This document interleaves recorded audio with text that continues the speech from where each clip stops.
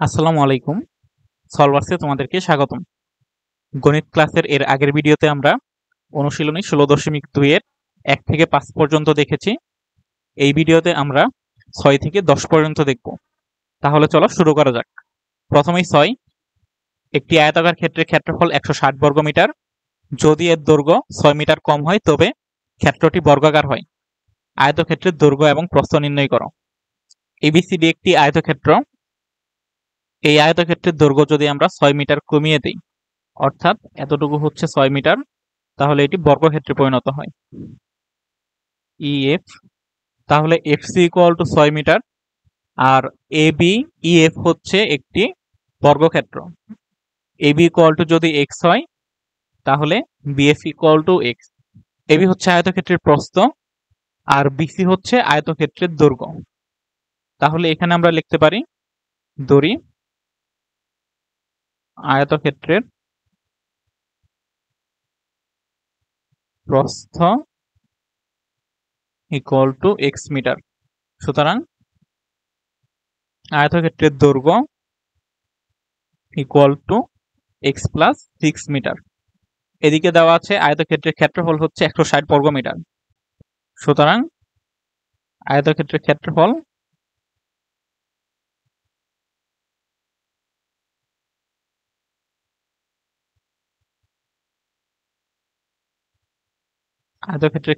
Equal to হচ্ছে দৈর্ঘ্য into প্রস্থ ইকুয়াল টু দৈর্ঘ্য হচ্ছে এক্স প্লাস 6 আর প্রস্থ হচ্ছে X equal to X square plus 6x metre. প্রশ্নে দেওয়া আছে আয়তক্ষেত্রের ক্ষেত্রফল 160 বর্গমিটার, আর এখানে আমরা বের করেছি আয়তক্ষেত্রের ক্ষেত্রফল হচ্ছে এক্স স্কোয়ার প্লাস 6x বর্গমিটার। তাহলে প্রশ্ন মতে x square plus 6x equal to 160,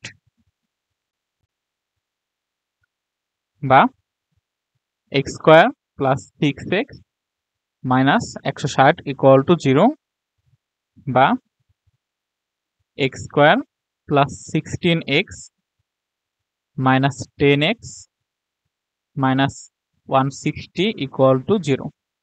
এখানে আমরা মিডল টার্ম করেছি।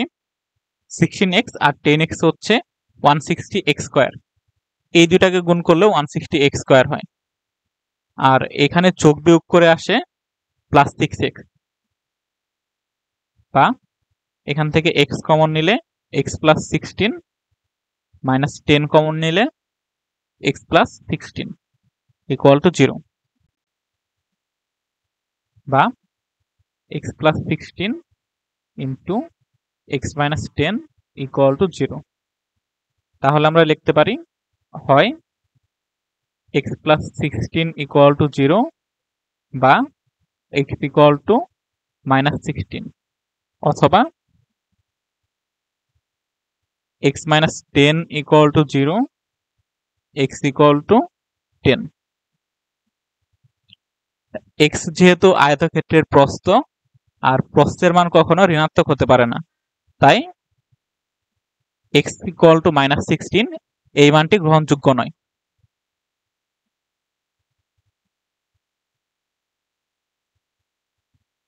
তাহলে x এর মান হচ্ছে 10 মিটার। সুতরাং আয়তক্ষেত্রের প্রস্থ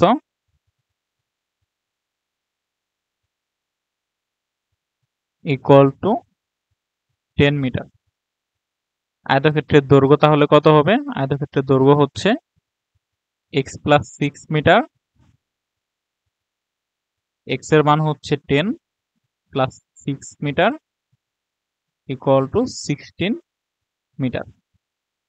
তাহলে আয়তক্ষেত্রের দৈর্ঘ্য হচ্ছে 16 মিটার আর আয়তক্ষেত্রের প্রস্থ হচ্ছে 10 মিটার। এটাই আনসার। এরপর 7, একটি সামন্তরিকের ভূমি উচ্চতা 3/4 অংশ এবং ক্ষেত্রফল 363 বর্গমিটার হলে ক্ষেত্রটির ভূমি ও উচ্চতা নির্ণয় করো। তাহলে ধরি সামন্তরিকের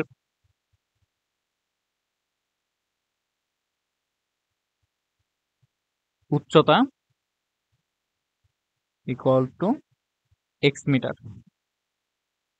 সুতরাং সামান্তরিকের ভূমি ইকুয়াল টু, ভূমি হচ্ছে উচ্চতা 3/4 অংশ, তাহলে ভূমি হবে 3/4 ইন্টু এক্স, এটাকে লেখা যায় 3x/4 মিটার। এখানে ক্ষেত্রফল দেওয়া আছে 363 বর্গমিটার। আমরা জানি সামান্তরিকের ক্ষেত্রফল হচ্ছে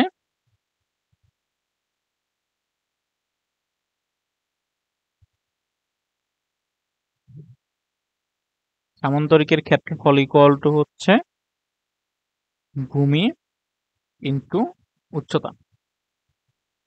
ভূমি হচ্ছে 3x/4 আর উচ্চতা হচ্ছে x, তাহলে 3x² ডিভাইডেড বাই 4 বর্গমিটার।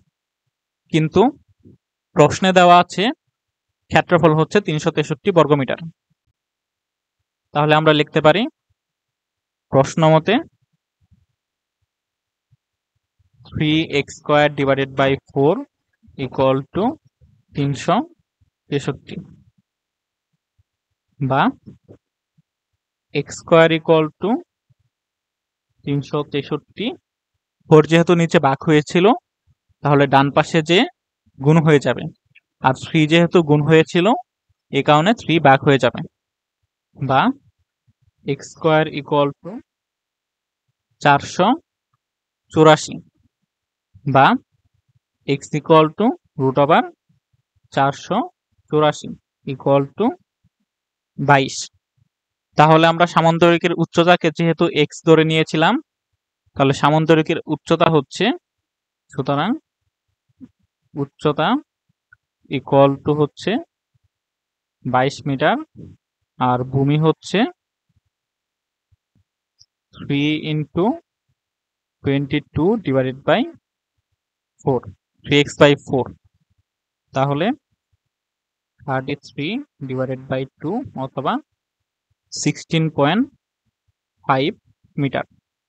তাহলে উচ্চতা হলো 22 মিটার আর ভূমি হচ্ছে 16.5 মিটার, এটা অ্যান্সার। এরপর 8, একটি সামান্তরিকের ক্ষেত্রফল একটি বর্গক্ষেত্রের ক্ষেত্রফলের সমান।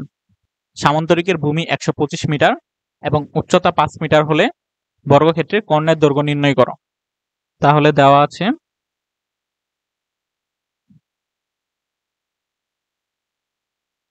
সামান্তরিকের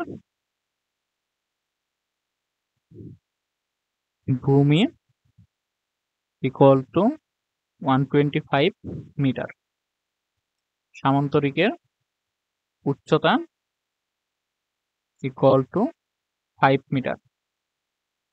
সুতরাং সামান্তরিকের ক্ষেত্রফল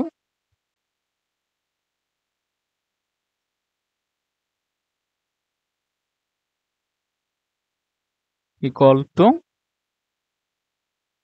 ভূমি ইন্টু উচ্চতা, ইকুয়াল টু ভূমি হচ্ছে 125 আর উচ্চতা হচ্ছে 5, ইকুয়াল টু 625 বর্গমিটার। প্রশ্নে যেহেতু বলা আছে সামান্তরিকের ক্ষেত্রফল এবং বর্গক্ষেত্রের ক্ষেত্রফল সমান, তাহলে বর্গক্ষেত্রের ক্ষেত্রফল হবে 625 বর্গমিটার। এখন ধরি বর্গক্ষেত্রের এক বাহুর দৈর্ঘ্য হচ্ছে a মিটার। বর্গক্ষেত্রের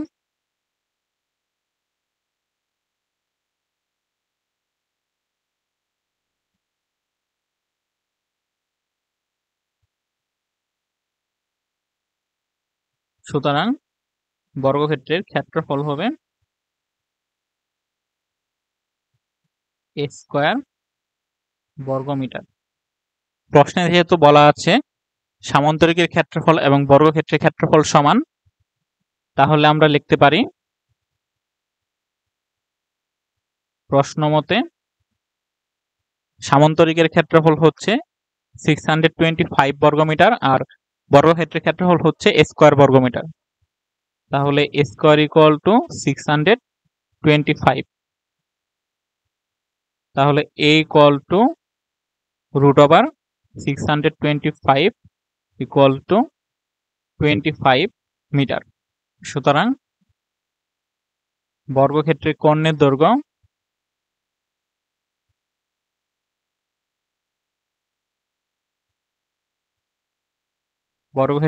দৈর্ঘ্য হচ্ছে √2 into a metre equal to √2 into 25 metre বা 25 √2 মিটার। এটাই অ্যান্সার। এরপর 9, একটি সামন্তরিকের বাহুর দৈর্ঘ্য 30 সেন্টিমিটার এবং 26 সেন্টিমিটার, এর ক্ষুদ্রতম কর্ণটি 28 সেন্টিমিটার হলে অপর কর্ণের দৈর্ঘ্য নির্ণয় করো। এই প্রশ্নটি তোমাদের পরীক্ষার জন্য খুবই ইম্পর্টেন্ট। এটা হলো একটি সামান্তরিক এ বি সি ডি। এই সামান্তরিকের একটি বাহুর দৈর্ঘ্য হচ্ছে 30 সেন্টিমিটার, অপর বাহুর দৈর্ঘ্য হচ্ছে 26 সেন্টিমিটার, এর একটি কর্ণের দৈর্ঘ্য হচ্ছে 28 সেন্টিমিটার, অপর কর্ণের দৈর্ঘ্য নির্ণয় করতে হবে। এখন ত্রিভুজ ABCA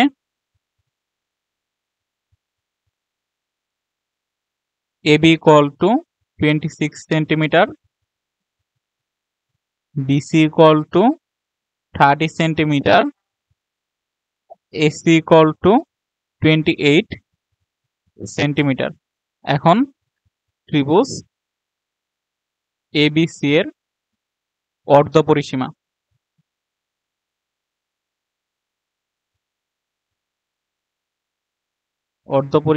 অর্ধপরিসীমাকে S দ্বারা প্রকাশ করা হয়। S equal to A plus B plus C divided by 2।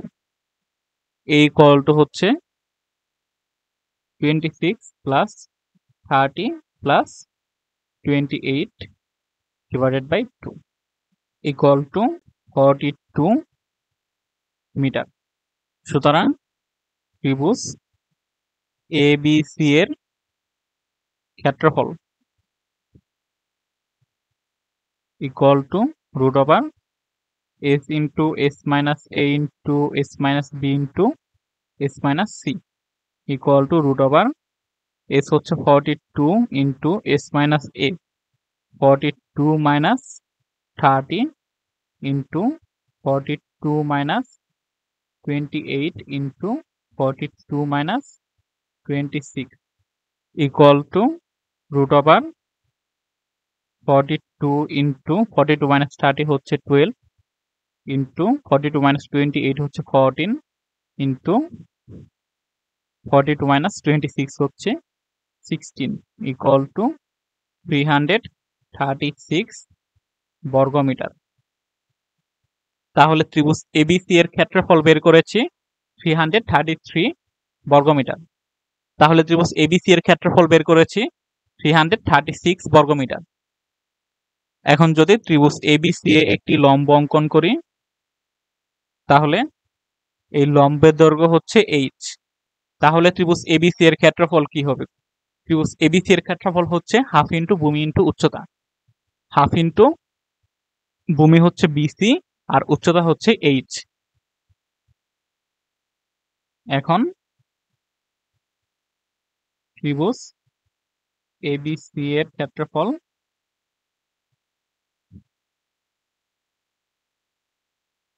Equal to half into ভূমি হচ্ছে BC আর উচ্চতা হচ্ছে h।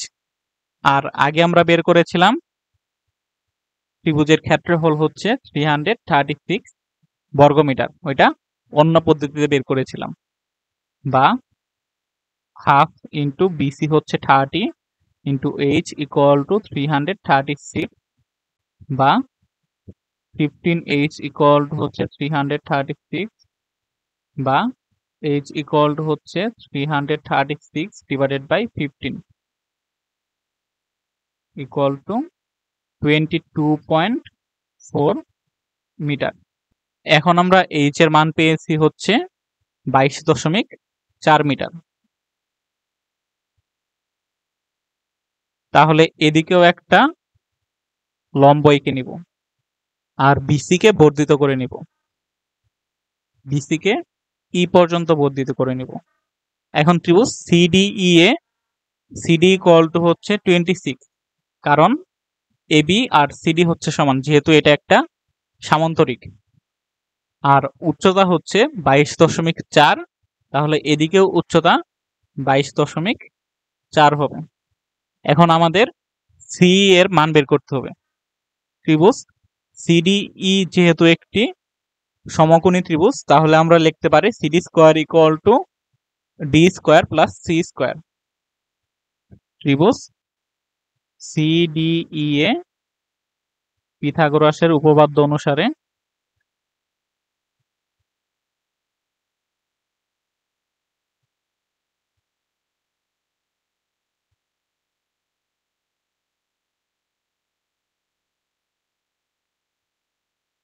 CD square equal to C square plus D square, বা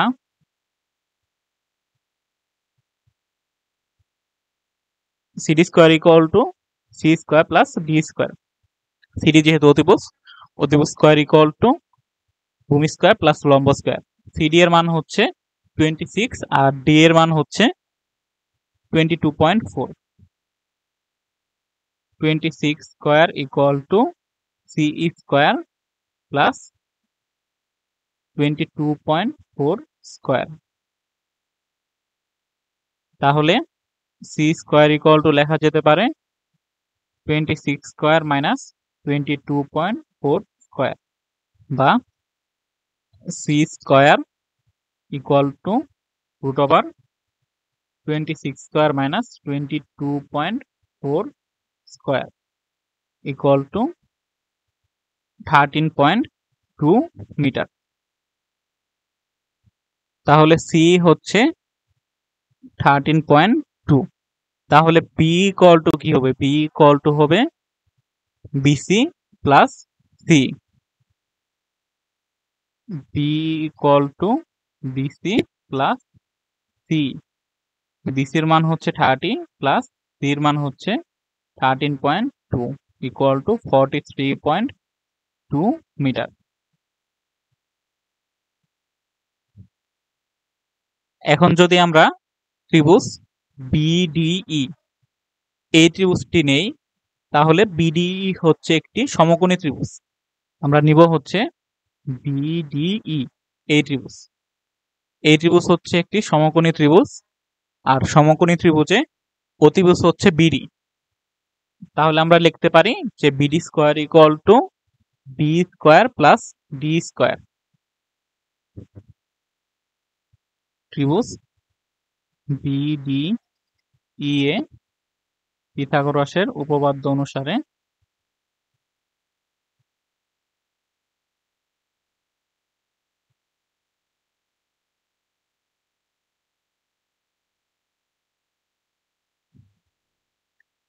BD square equal to B square plus D square.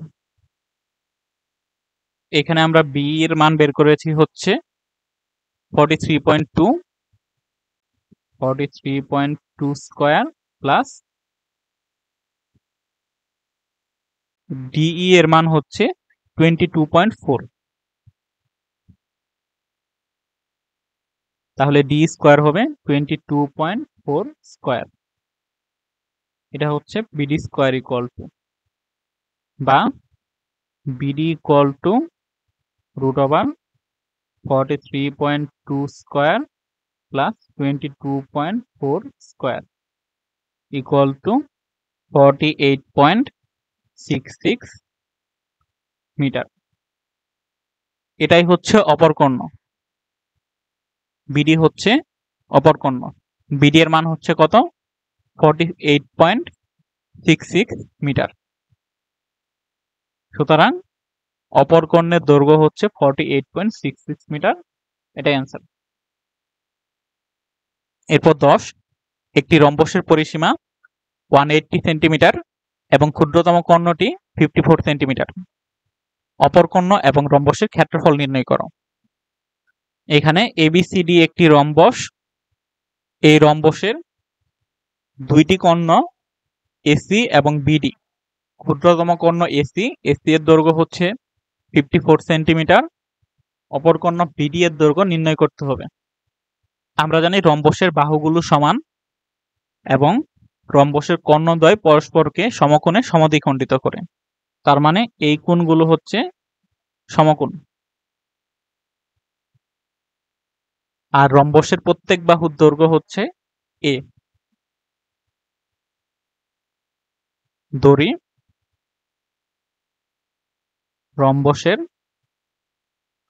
বাহুর দৈর্ঘ্য equal two a centimetre. সুতরাং রম্বসের পরিসীমা equal to 4a centimetre. কিন্তু প্রশ্নে পরিসীমা দেওয়া আছে 180 সেন্টিমিটার। প্রশ্ন মতে 4a ইকুয়াল টু 180, তাহলে a equal to 180 divided by 4, এর মান হচ্ছে 45 সেন্টিমিটার। ধরে নেই কর্ণদ্বয় পরস্পর ও বিন্দুতে ছেদ করে। এখানে ক্ষুদ্রতম কর্ণ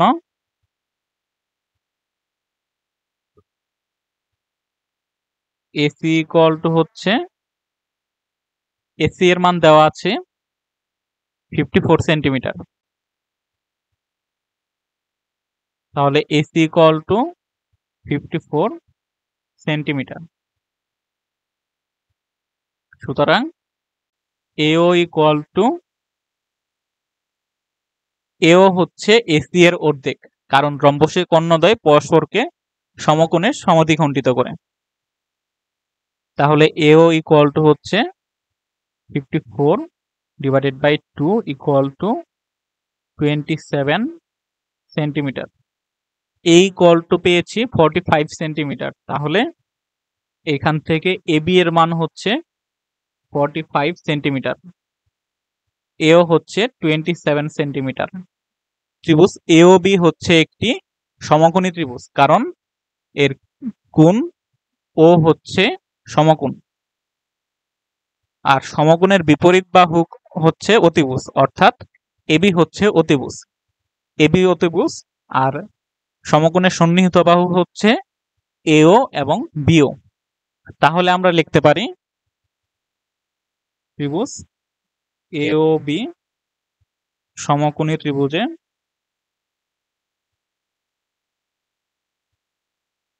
পিথাগোরাসের